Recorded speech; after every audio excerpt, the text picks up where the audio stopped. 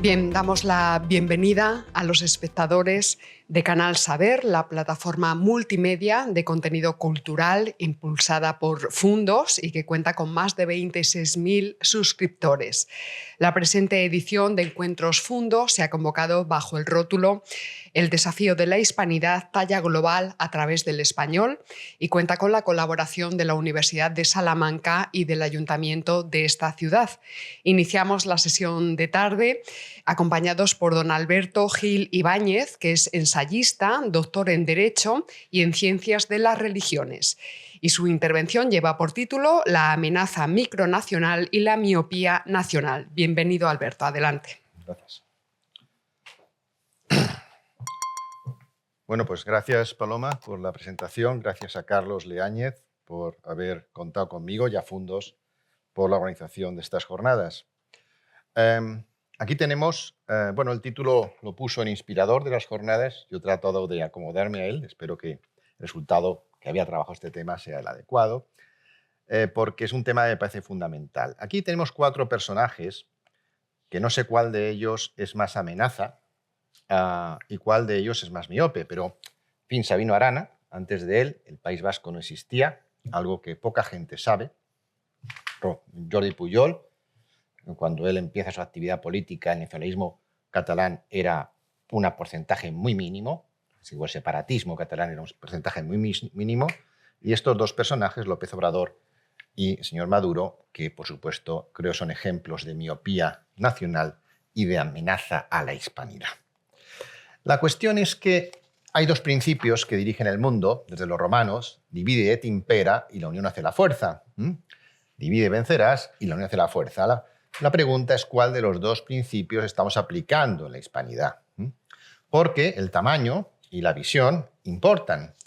Y miren ustedes estos mapas, que pueden ser curiosos. Aquí tenemos la América hispana unida, dividida a finales del siglo XVIII, principio del XIX. Por cierto, que se cumple este mes, en diciembre, el 200 años de la batalla de Ayacucho. En la calle paralela a mi hotel se llama Ayacucho. Tenemos una gran pasión por honrar nuestras derrotas. Pero bueno, este es el mapa de la América Unida. 4 virreinatos, 4 capitanías generales. ¿Por qué acabó dividido en 20 trozos? Bueno, es una pregunta que podemos hacernos hoy. Esta era la Nueva España que llegaba hasta Alaska. ¿Por qué todo eso es hoy de Estados Unidos y Canadá? Bueno, era cuando la Nueva España estaba unida.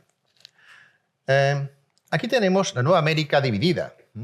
¿Quién sale ganando de esta división? Pues lógicamente Estados Unidos, que de 13 colonias, un calcetín, se convierte en un imperio que llega hasta el Pacífico, a costa de México, y también Brasil, que aprovecha la división entre hispanos para expandir todavía más su territorio, que ya lo había hecho incumpliendo el Tratado de Tordesillas. Siempre que 2 hispanos se pelean, hay alguien que saca ventaja. Pero no aprendemos de estas lecciones. Este es un mapa, en fin, no he encontrado otro. Aquí pone Imperio Germánico, eso es muy discutible que se llamara así. Pero fíjense ustedes más bien en España, ¿no? En esta época, España estaba compuesta por reinos. Sin embargo, no se cuestionaba su unidad. Por cierto, que entonces no aparece País Vasco, no existía Navarra, y tampoco Cataluña. Bueno, era un conjunto de condados, llegó a ser principado, pero el reino era Aragón, aunque ellos hoy lo cambian de nombre. Quien denomina domina, luego citaremos a Carlos, ¿no? Pero en este momento, que era compuesto de reinos, no se cuestionaba su unidad. Siglos después se componen de comunidades autónomas, algo que parece que es inferior a un reino, y entonces todo el mundo quiere ser microestado, independiente. Claro que esto viene de lejos, porque no sé si se acuerdan ustedes que en la Primera República ya empezó este problema. Todo el mundo quiso ser Estado independiente, entre ellos Salamanca. Salamanca se constituyó en Estado independiente. Jumilla se constituyó en Estado independiente. Y se declaraban la guerra entre ellas. A Murcia, Cartagena, 41 estados independientes se crearon en pocos años porque un tal Pi Margall, que era catalán, luego dirán que es que el problema es que los catalanes no están integrados en la gobernación, como también se dijo los criollos para justificar la independencia, Pi Margall dijo eso, entre poner límites y ser condescendiente, elijo ser condescendiente, que se constituyan los estados que quieran, bueno, las regiones que quieran. Fueron 41 estados independientes. Esto llevó al desastre y, por lo tanto, a la destrucción de la Primera República, un mensaje para los republicanos que no han entendido, creo yo. Otro catalán, primer presidente de la República, dijo aquello que, señores, estoy hasta los cojones de todos nosotros, y se fue a Francia. ¿Y por qué se fue a Francia? ¿Porque era más democrática? No, porque Francia no tenía problemas de cohesión nacional. Pero no es que no tenga regiones autónomas, regiones con identidad suficiente. Tiene a Bretaña, tiene Alsacia y Lorena, tiene el País Vasco francés, tiene la Provenza, tiene Córcega, tiene la Cataluña del Norte.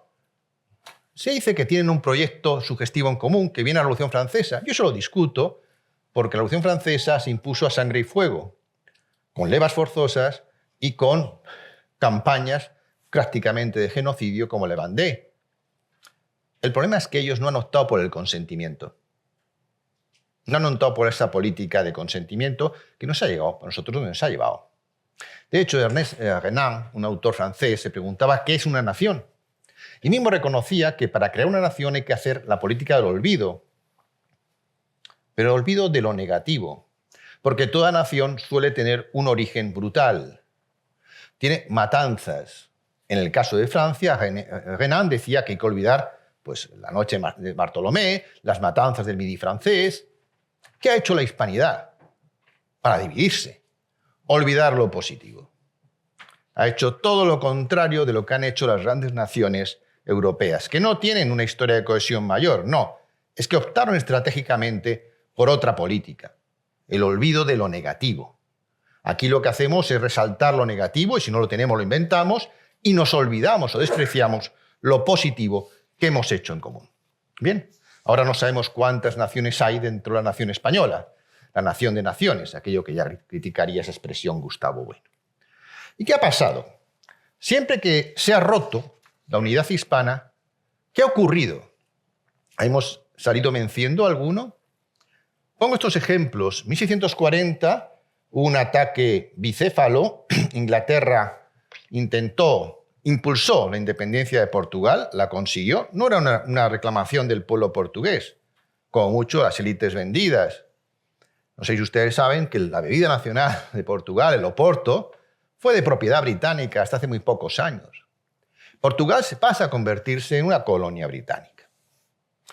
Cataluña estuvo 12 años independiente de España. ¿Para qué? Para depender del rey francés. Hasta tal punto fue el desastre, también interno, los segadores, famosos por el himno, realmente eran víctimas de los señoritos catalanes que les explotaban, que el obispo de Vic, hoy Vic es uno de los pueblos con mayor porcentaje de voto independentista. El obispo de Vic escribió al rey Felipe IV diciéndole, por favor, majestad, vuelva usted a Cataluña por aquí, porque aquí no hay quien viva y reinstaure la justicia de Castilla. Bueno, con fruto de esa política perdimos la Cerdeña al Rosellón. Los separatistas dicen que es culpa de España. No, fue culpa de ellos. En 1824 es la que estamos hoy celebrando, 200 años. De 4 virreinatos bastante autónomos se pasa a 21 colonias de Inglaterra, porque eso es lo que ocurre. América no era una colonia hasta que se independiza. También España se convierte en una colonia política, económica y mental, luego lo veremos. Bolívar se arrepiente. Esto no se dice, Bolívar se arrepiente. Se arrepiente porque ve que no va a hacer lo que quería. Y no se sabe, no sé si ustedes saben, que Bolívar en unas últimas decisiones, que probablemente le costó el cargo, prohibió la masonería, siendo él masón. ¿Y por qué la prohibió? Porque se dio cuenta que había sido un monigote y que no le dejaban hacer lo que él quería, la Gran Colombia. Pero en 1898 tenemos otra división, Cuba y Filipinas, de nuevo, unas rebeliones impulsadas por Estados Unidos, ya el primo mayor de Zumosol, de Inglaterra. ¿Y qué pasa con esas guerras? Que pasan a depender de Estados Unidos. De hecho, la revolución castrista se explica en gran medida por tratar de recuperar una soberanía que había perdido en manos de Batista. Pero es que Aguinaldo fue el primer líder filipino formalmente se arrepiente porque ve que lo que pasa después de que España ya se vaya es que los Estados Unidos inician un verdadero genocidio del que no se habla porque no lo protagonizamos nosotros. Entonces, en 2024, ¿qué hacemos? ¿Aprendemos de la historia o más divide et impera? Para que venzan, claro, otros. Preguntémonos si esto que se dice derecho a decidir, que en el fondo es derecho de secesión, existe como tal derecho ilimitado. Porque el número, la sensatez y el egoísmo también importan en política. Al fin y al cabo, debemos tomar decisiones sensatas que resuelvan problemas, no que creen problemas nuevos. Al final, el objetivo es que los ciudadanos vivamos mejor, no peor y enfrentados. Que seamos más cohesionados, no que estemos divididos incluso dentro de las familias. ¿A quién le beneficia esto? Claro, porque ¿cuántos países hay en el mundo? Un dato que no sé si ustedes lo tienen en cuenta es que en 1914, cuando la Primera Guerra Mundial, en el mundo había 41 países. 41 estados independientes. A final de la Segunda Guerra Mundial, cuando se crean las Naciones Unidas, los primeros miembros de la ONU eran 51. Había algunos países que no estaban, como por ejemplo China continental y España, que entrarían posteriormente. Pero eran sobre 50 y tantos países en el mundo. Fruto de la descolonización y de la caída del muro, hoy tenemos 194 países en Naciones Unidas. ¿No son suficientes? Porque claro, ¿cuántos países existen? ¿Tantos como lenguas? ¿Tantos como grupos étnicos diferenciados? Entonces hay que prepararse para más de 5.000 naciones en el mundo. Esto es lo que necesitamos. Yo hace tiempo acuñé esta expresión, un guiño a Nietzsche y a otros, de nulla ética sine finibus. No hay ética sin límites. Es más, el objetivo de la ética es encontrar los límites que permiten, por ejemplo, la convivencia. Por lo tanto, cualquier acción tiene que la discusión primera es cuáles son los límites. Sin límites no puede haber negociación. Sin límites no puede haber vida. Caeríamos en el exceso permanente. Hay razones prácticas contra el derecho a secesión. Por ejemplo, esta multiplicación de los clanes y naciones está en contra del principio clásico de derecho internacional de la intangibilidad de fronteras. Cada vez que creas una nueva frontera, creas problemas nuevos. Eso lo saben muy bien los hispanoamericanos. Cuando empezaron a crear nuevos países, empezaron a discutir por las fronteras que antes no existían. Y se pone en cuestión la seguridad global. Pero ¿cuál es el destino de los pequeños países? Puede ser paraísos fiscales si vienes de la cultura anglo-franco o holandesa, que son los que tienen los paraísos fiscales, aunque sus partidos puedan predicar la igualdad fiscal, curiosamente nadie cuestiona esto, que pone en cuestión cualquier medida nacional, claro, porque una persona me sube los impuestos, me voy a un paraíso fiscal. O ser vasallo de otros. Pasó con Filipinas, pasó con Portugal, en fin. Claro, porque el interés local se opone al interés global. Debemos pensar, elegir qué queremos, pensar en pequeño o pensar en grande. ¿Qué es lo que beneficia a nuestra población? Y finalmente un test de viabilidad. Hombre, que en China y en la India, que tienen más de 1.000 millones de habitantes, quieran crear nuevos estados, podría ser hasta lógico, porque gestionar 1.000 millones de personas puede ser complicado. Pero España, un país con el territorio de Texas y la población de California, ¿queremos dividirla más? O en Hispanoamérica, 21 países, ¿queremos dividirlos más? ¿A quién beneficia? Un test de viabilidad, o sea, ¿qué tamaño mínimo? Yo digo que por lo menos 15 millones, ¿no? Acabamos con todo nacionalismo. 15 millones está bien. Una nación que pueda ser autónoma, soberana, que tenga poder en sus fronteras, económico, que no dependa de otros. Pero con menos, conviertes en vasallo de otro.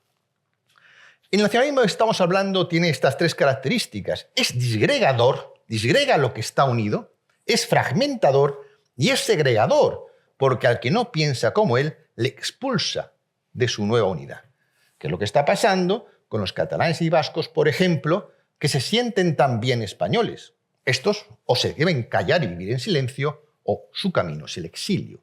Por cierto, que nunca hemos hecho una política realmente de lucha contra el exilio forzado por el nacionalismo interno. Es una religión, una ideología, una religión cuasi diabólica, porque símbolos es unión. El símbolo surge de aquellos billetes o monedas que se rompían y se daban dos personas que no se conocían para que viajando pudieran luego reconocerse al juntar las dos piezas y encajar. Es la estrategia para unir. Diabolos es la separación, la división de lo que está unido, que lleva ¿a qué? A la debilidad. El mal confunde, divide y enfrenta. ¿Qué está haciendo este nacionalismo a los dos lados del Atlántico? Porque el egoísmo individual se contrapone al interés común, sobre todo cuando son los más ricos los que buscan la secesión. Es como si los ricos de España quisieran crear e irse todos a vivir a Mallorca. ¿Lo permitiríamos? Bueno, eso está mal escrito, pero etos o etnos, es decir, es una ética o étnica. ¿Qué optamos? ¿Por la ética o por las islas étnicas? Hoy se dice que la multiculturalidad es un bien. La posmodernidad defiende la multiculturalidad y paralelamente al mismo tiempo defiende el derecho a secesión ilimitado. ¿Cómo es posible? El derecho a secesión es buscar unidades más pequeñas, más cohesionadas. Eso va en contra de la multiculturalidad, aquí caemos todos. De hecho, bueno, en Cataluña en un momento dado se persiguió la inmigración hispanoamericana porque hablaban español. ¿Qué caso de multiculturalidad puede haber ahí? ¿O se puede defender con el secesionismo? De hecho, el único caso de multiculturalidad, o el que más ha sido exitoso en el mundo, fue el mestizaje que tuvo lugar en la América hispana, pero que ha sido olvidado y despreciado. Por otra parte, ¿qué es más moderno? ¿La identidad simple o la múltiple? Yo me puedo sentir varias identidades. Puedo ser madrileño, puedo ser castellano, puedo ser español, puedo ser europeo, puedo ser americano, puedo ser ciudadano del mundo. O ser solo una cosa frente al resto. ¿Qué es más moderno? Pero estamos defendiendo la política de un solo ojo, en lugar de combinar identidades, que es lo que es más moderno. Y en el fondo que se trata de crear víctimas quejumbrosas, permanentemente en estado de queja, lo cual es contrario a cualquier progreso. Porque en el fondo, todos en el mundo hispano somos conquistadores. Los fueron los aztecas que venían del norte, que hicieron conquistar. Los fueron los incas, que conquistaron a otros pueblos anteriores y a los que estaban. Lo fueron el resto de indígenas, que salieron con los españoles para reconquistar su tierra de aztecas e incas. Y lo fueron los pocos españoles que fueron por allí. Todos somos conquistadores. ¿De qué? De nuestro destino. Pero preferimos ir como víctimas quejumbrosas por la vida. Bueno, ¿a quién beneficia esto? Hay dos frases que traigo aquí a colación. Una de Salvador de Madariaga, que decía: la Segunda Guerra Mundial tiene que abocar a una era de grandes familias y naciones. No es este el momento para dividir una nación ya hecha, sino para integrarla en una nación mayor. No es el momento para multiplicar republiquitas, sino para federar continentes. Bueno, Salvador Madariaga era un gran hombre, ¿no? ¿No le vas a hacer caso? ¿Preferimos guiar a los de la portada de esta charla? Otras de Boutros Ghali, secretario de la ONU, que en 1992 decía lo siguiente: si cada uno de los grupos étnicos, religiosos o lingüísticos aspirase al estatuto de Estado, la fragmentación no conocería límites y la paz, la seguridad y el progreso para todos se volvería cada vez más difícil de asegurar. Un mundo sin límites es invivible. Pero seguimos en la cantinera de dar la razón a quien nos quiere más débiles. En el fondo, estamos en una trampa psicocultural. No es un conflicto histórico-político. Esto yo ya lo he defendido en otros sitios, en otros libros, entre esos en ese, que está en la mesa, sino un conflicto psicolingüístico inducido, porque todos los que se han separado del mundo hispano dijeron que querían ser independientes. ¿Pero qué pasó? Que lo que se convirtieron es dependientes de otro mucho peor. ¿A quién beneficia todo esto? De nuevo, vivimos una guerra cultural inconsciente. La cultura yo la defino como el software de los pueblos, el programa dominante que conforma el imaginario colectivo de un grupo o sociedad dada. Es decir, pensamos de una manera, creemos que somos libres, pero en realidad nuestro pensamiento es la consecuencia de una guerra cultural que pasa desapercibida.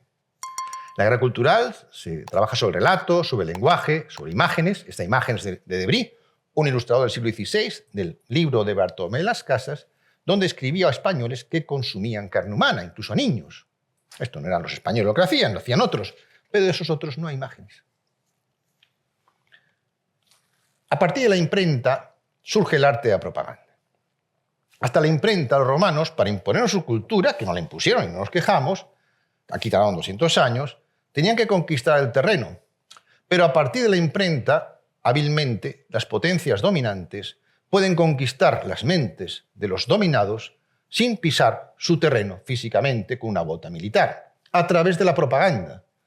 Un ejemplo es un anuncio en medio de un partido de fútbol cuesta una millonada. Las empresas lo pagan. ¿Por qué? Porque funciona.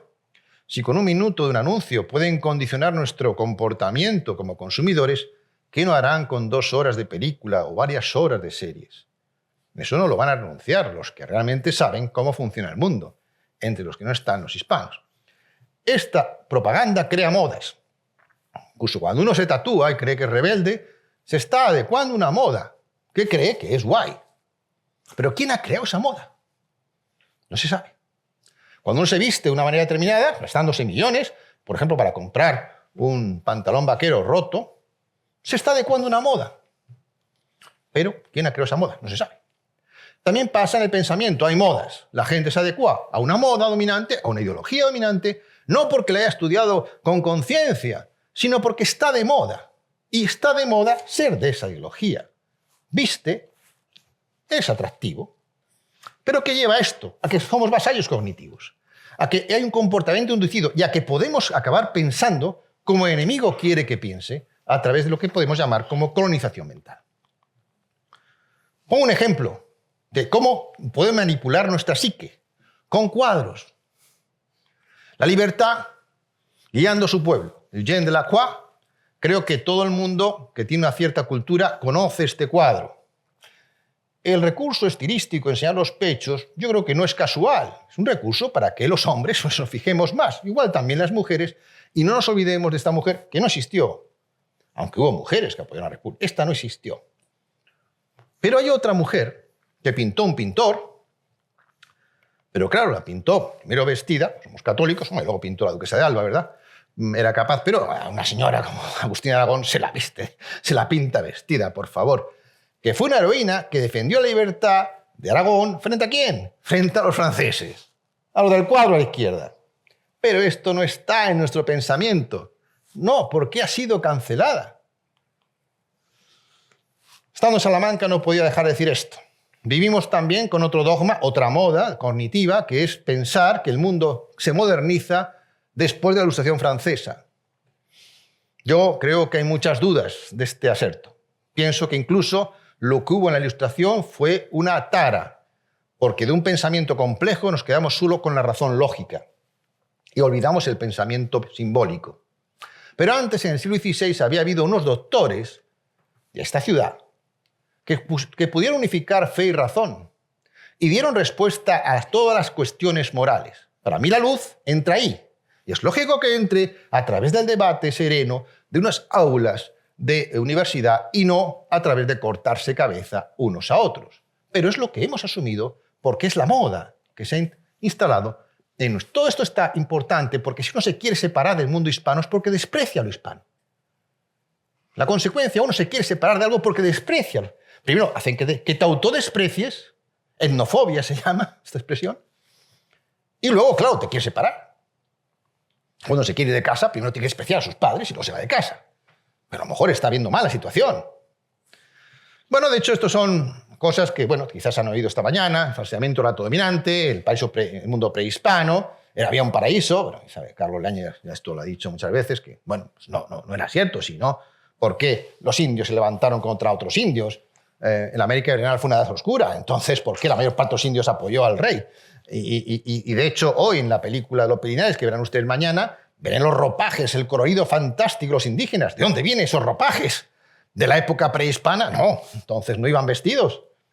De la época milenar que a todos nos pertenece, pero han conseguido que la anulemos. Y también la tercera dogma es que hubo una liberación con las nuevas repúblicas. ¿Dónde está esa liberación? ¿Dónde está esa liberación? ¿En la deuda que tardaron un año a pagar a los bancos ingleses? En fin, como ven, el relato se puede fragmentar. También los términos y las lenguas. Una primera fase consistió en despojarnos del derecho a nombrar las cosas. Nosotros no podemos nombrar lo que hacemos. El nombre de América lo pusieron otros. Ni los indígenas, ni los criollos. Y nadie lo cuestiona. Unos oscuros cartógrafos de Centro Europa, con la peregrina tesis de que quien descubrió América fue Américo Vespuccio y no Colón. Eso está ampliamente debatido. Pero eso tiene consecuencias, un nombre para dominarnos a todos. Hoy un país dice América para los americanos. Hoy un país se permite decir que su gentilicio es americanos, no estadounidenses, que no existe en inglés. Y el resto lo acepta. Es como si aquí pensáramos o dijeran los franceses que se llaman Europa y que se llaman europeos y el resto somos otra cosa. ¿Lo admitiríamos? Pues han conseguido que se admita, con el poder nombrar las cosas. La segunda fase es la que estamos ahora. Ya han conseguido meter ladrillos en nuestro cerebro para que pensemos como ellos quieren que pensemos. Ahora se trata de despojarnos la lengua común, universal de más de 550 millones, el español. Cuando la transición, ustedes bien saben, que se impuso que había que llamarle castellano, porque era ofensivo para otras lenguas decir que el castellano era el español, ya que todas eran españolas. Entonces todos pensábamos que llamándolo castellano, el resto de lenguas serían también muy españolas. No ha sido así. Obviamente que el quechua, el catalán, el guaraní, el vasco, el aymara, el gallego, el náhuatl son lenguas hispanas y muy respetables, pero con una característica, son lenguas regionales. No compiten con el español, pueden competir con el bengalí o con otros, que por cierto tienen más millones, pero no con el español. ¿Por el español qué es? La lengua común de todos. Es nuestra lengua universal. ¿Por qué? Es porque es la segunda lengua más hablada del mundo. Vamos a despreciar este hecho. Eso es lo que quieren los otros. Eso es lo que quieren los otros que hagamos. Luego, ¿a qué sirve este indigenismo lingüístico? El último discurso de Mitterrand en el Parlamento Europeo dijo muchas cosas, pero una es que estaba muy preocupado con la globalización porque iba a dejar solo 4 idiomas. El árabe, el chino, el inglés y el español. Y eso no lo podía permitir como presidente de la República Francesa. ¿Por qué no le importaba que desapareciera el flamenco? Lo sería incluso lógico. Dijo este ejemplo. Pero el francés. ¿A quién beneficia este caos, esta torre de Babel, como dice Carlos Leáñez? La verdadera colonización, por lo tanto, tuvo lugar en 1824, no antes. Y hoy ha tenido una segunda colonización. Los indígenas han sido colonizados otra vez por el pensamiento woke. Pues fíjense ustedes en qué consiste el nuevo indigenismo. Primero, en poner a todos los europeos en el mismo saco. Es decir, los europeos llegaron a América. Todos fueron iguales. No fueron iguales. Poniendo en el mismo saco, unificas a todos. Y no tiene nada que ver lo que hicieron los españoles con lo que hicieron los ingleses. ¿A quién sirve esto? Se habla de genocidio español. Están todos los días. Dirigentes mexicanos, por ejemplo, demasiado lejos de Dios y demasiado cerca de Estados Unidos. Mientras se olvidan otros genocidios. Tanto anteriores, había genocidios antes de que llegase España. De hecho, creo que es Marcelo Gullo quien dice que España salvó a los indígenas, no los mató. Pero después también los ingleses y después que fueron los españoles. Hay un dato, y es que cuando se va a España de México, el 50% de la población era indígena. Hoy es el 30%. ¿Dónde ha ido el 20% restante? Les doy una pista. Porfirio Díaz se cargó, creo que a 40.000 yaquis, creo que era, y casi arruina, pues termina los mayas. Y en California murieron 230.000 indios como fruto de la guerra del oro y la extorsión y la expropiación de sus tierras. Pero esto no se habla. Otro truco para no ver lo que no quieren ver. Hay otro tema que es también sensible y es el azteco-inaccentismo. Ahora todos los indios quieren ser aztecas o incas. Es como cuando en la Encarnación, cuando recuerdas vidas pasadas, todo el mundo recuerda haber sido Cleopatra o Napoleón. Nadie, un pobre hombre que estaba pasando por ahí. Bueno, esto pasa así.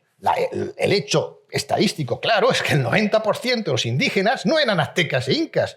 Por lo tanto, el 90% de los indígenas actuales tampoco lo son. Pero esos otros pueblos han sido olvidados.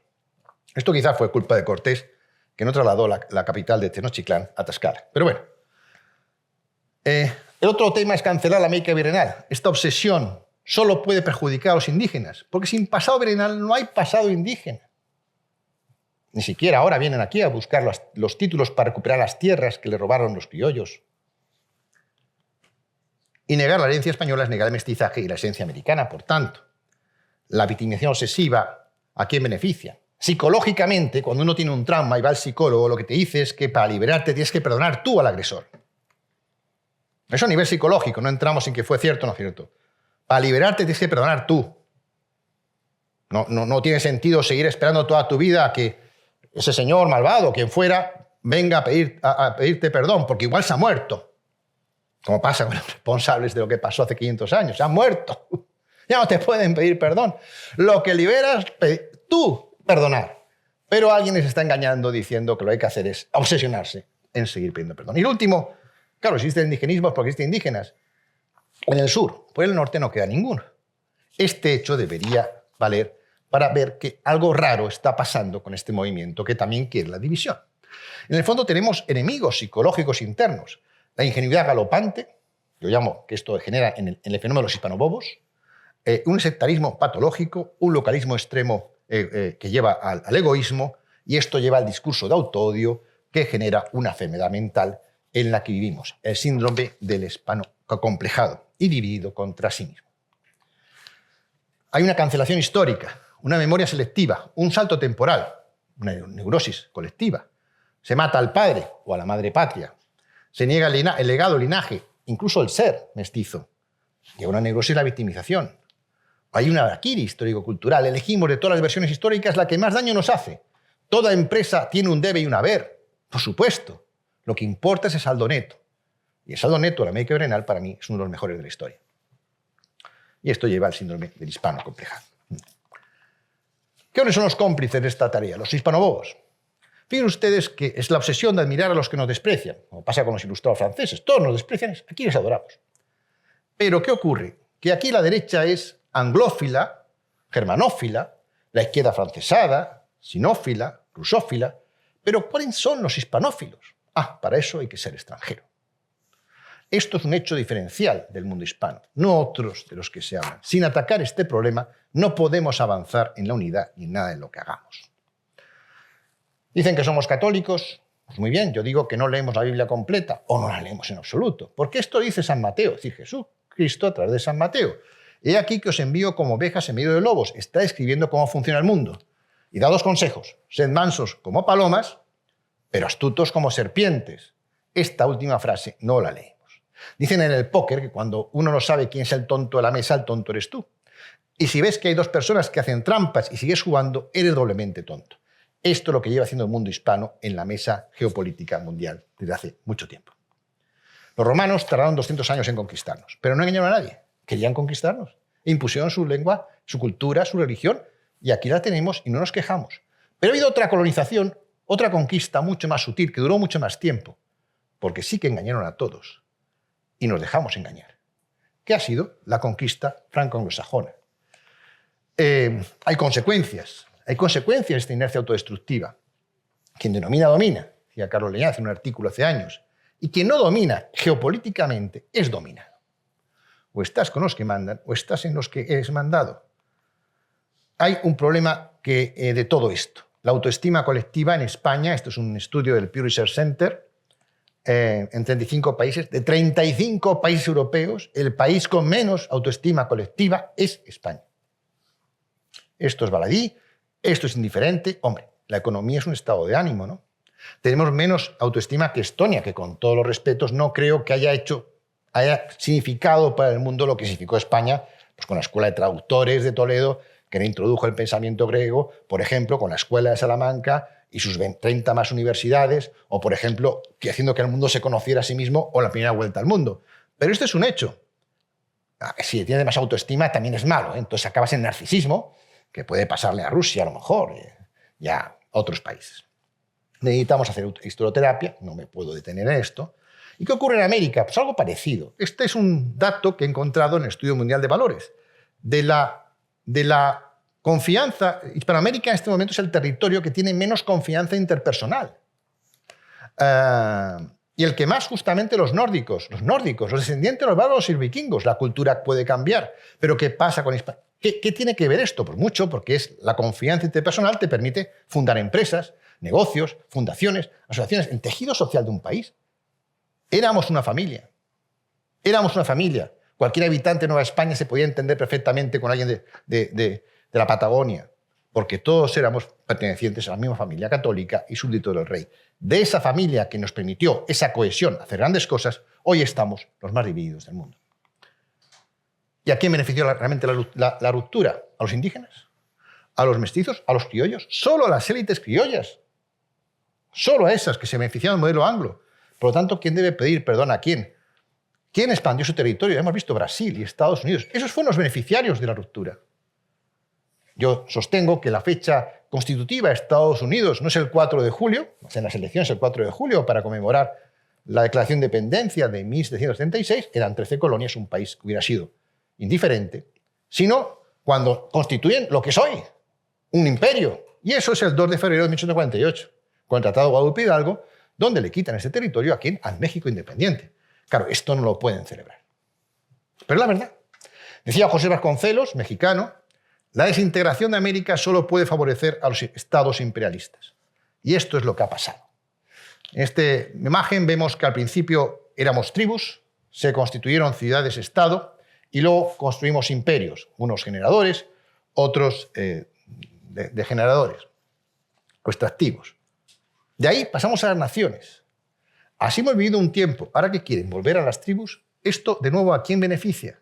A quien puede controlar lo más pequeño. ¿Por qué tiene tanto éxito? Bueno, decía Mark Twain, es más fácil engañar a la gente que convencerla de que ha sido engañada. Y otra cosa que digo yo, que cuando dos hispanos se pelean, un anglosajón o un chino se divierten y se enriquecen a nuestra costa, porque nos pueden comprar más baratos.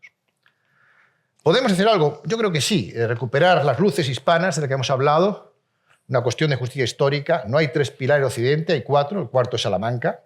Hay que reivindicar eso, porque si no hay autoestima no hay cohesión, no hay unión. Nadie quiere ser parte de una familia que tiene mala prensa. Es una necesidad psicológica. Hay que acabar con las experiencias limitantes y cambiar por una mirada apreciativa a nuestro pasado. Yo propongo en mi libro denominar a la América Iberal el Sacro Imperio Romano Hispánico, porque es lo que fuimos. Fuimos realmente el sucesor del Imperio Romano, tanto cuantitativa como cualitativamente, tanto geográficamente como superando sus aportaciones, no puede entrar. Y hay, por lo menos, que cambiar la inercia autodestructiva a una inercia cooperativa. ¿Cómo? Bueno, yo propongo este círculo, ya voy acabando. En un principio había un éxito hispano que se basaba en la unidad moral y eficacia. Llegó la leyenda negra y con ella la división, y de ahí la decadencia, la violencia, el caos y la corrupción que vivimos hoy. Hace unos años, un grupo de pioneros, de personajes, empezaron a hacer revisionismo histórico, poniendo la luz sobre las oscuridades que habían oscurecido nuestro pasado con la leyenda negra. Eso nos lleva a la indignación, al estado de queja. Yo creo al que despierta, esto tiene que indignarle, pero eso no es suficiente, porque psicológicamente la indignación te puede llevar al enquistamiento, al cabreo, simplemente. ¿Qué hay que pasar? A la acción.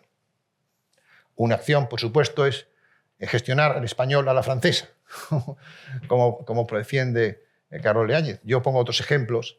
Uno de ellos es, por ejemplo, dejar que nos dominen hasta la cocina, porque si creamos nosotros la mejor cocina del mundo intercambiando productos, no tiene sentido que nuestros cocineros tengan que mendigar hasta Francia para que les cuelguen un neumático de Michelin en la cabeza y digan que son buenos cocineros, además imitando técnicas de cocina que no son las nuestras.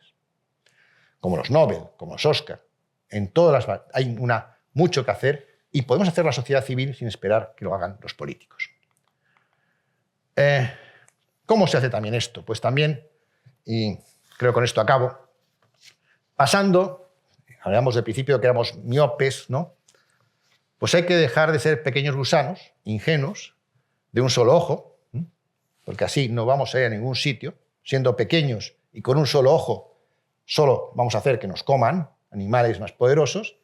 Hay que convertirse en mariposas, astutas y con visión panorámica. ¿Cómo se hace esto? Pues dejando de ser unos auténticos capullos. Muchas gracias.